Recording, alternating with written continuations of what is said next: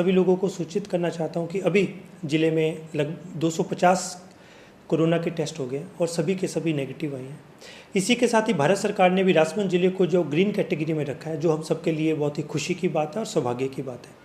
जैसा कि आप जानते हैं कि 20 तारीख से हमारा जो एक मॉडिफाइड लॉकडाउन है, जिसको कि लॉकडाउन 2.0 कहा गया है, उसके नियम जो है मान्य होंगे।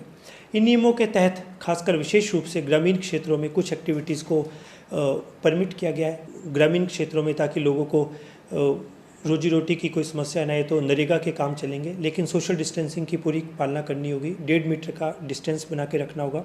इसी तरह से ग्रामीण क्षेत्रों में लगने वाले उद्योग जहाँ पर लेबर के रहने की व्यवस्था है, उन उद्योगों को भी छूट दी गई है। इसी के साथ रिको क्षेत्र में जो उद्योग लगे हुए हैं उनको भी छूट दी गई है। परंतु इसका अभिप्राय ये बिल्कुल नहीं है कि सरकार ने लॉकडाउन को जो है वो शिथिलता दी है। लॉकडाउन के नियम अभी भी उतने ही सख्त हैं, बिल्कुल वही हैं। सिर्फ वो एक्टिविटी जिनको कि परमिट किया गया, जिनको छूट दी गई है, सिर्फ वही परमिट होंगी और आम लोगों का सड़कों पे आना जाना तो प्रतिबंधित रहेगा। और बाकी जैसे कि आपकी होम डिलीवरी की चीज़ है, होम राशन है, या फिर घर घर आपकी जो सब्जियां पहुंच रही हैं, वो व्यवस्था पूर्णवत चलती रहेगी। इसी के साथ राजसमंद जिले में भी पीडीएस का गेहूं भी बंटना शुरू हो गया और इसी के साथ दाल, 1 किलो दाल भी जो है पीडीएस के माध्यम से आपके घर घर तक पहुँचाई जाएगी। परंतु आप लोग इसको बिल्कुल भी किसी भी प्रकार का इस ढंग से ना लें कि अब हम ग्रीन बेल्ट जोन में आ गए हैं तो अब हमें आगे से अधिक सतर्कता नहीं बरतनी है, बल्कि हमें और अधिक सावधानी की आवश्यकता है।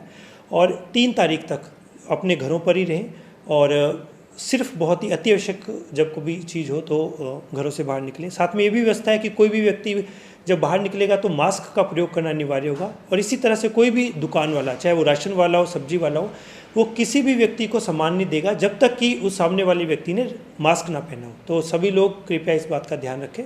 और अगर कोई मेडिकल इमरजेंसी आती है, किसी भी प्रकार की इमरजेंसी आती है, तो आप तुरंत ऑनलाइन माध्यम से या फिर अति आवश्यक चीज़ों में, जैसे कोई मेडिकल के लिए किसी को जाना है, तो ऑफलाइन पास भी यहाँ से जारी किए जाएंगे। इसी के साथ मैं आपको एक और बता दूं कि ज़िले में एक बार लगभग 10 से 12 लाख लोगों का स्क्रीनिंग हो चुकी है और हमारा स्क्रीनिंग का दूसरा राउंड शुरू हो गया। ये इसमें 1200 टीमें रहेंगी और ये डिजिटल तरीके से कि ऐप के माध्यम से किया जाएगा। आप लोगों से अपील है कि आप लोग आरोग्य सेतु नाम की ऐप है, इसको अपने मोबाइल में डाउनलोड कर लें, ताकि भविष्य में कोई कोरोना का केस आता है तो इस ऐप के माध्यम से हम कॉन्टैक्ट ट्रेसिंग कर सकें।